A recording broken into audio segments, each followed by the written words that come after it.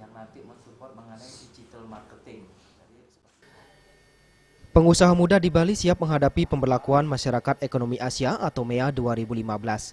Namun demikian, Ketua HIPMI Bali Indah Trimavoyuda mempertanyakan apakah pemerintah sudah siap untuk menerapkan MEA sebagai penentu kebijakan.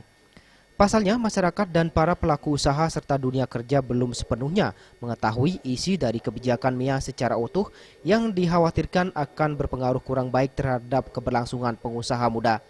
Lebih lanjut, pihaknya menegaskan ke depan pemerintah seharusnya lebih mendengarkan masukan dari pihak swasta, termasuk para pengusaha sebagai salah satu penggerak ekonomi terkait kebijakan pemberlakuan MEA tersebut. Namun semua kekhawatiran terkait pemberlakuan MEA tetap harus dihadapi dan diimbangi dengan peningkatan SDM yang memiliki daya saing. Dan juga komunikasi dengan publik supaya teman-teman ini tahu MEA itu apa, batasannya apa, benefitnya ke kita apa yang harus kita waspadai, sertifikasi bagaimana.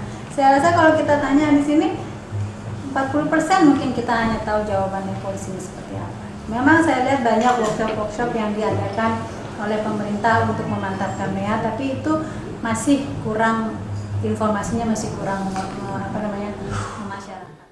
Himpunan Pengusaha Muda Indonesia HIPMI Bali sebagai pendukung keberlangsungan pembangunan di Bali ikut serta menggeliatkan pengusaha muda dan pelaku UKM di Bali.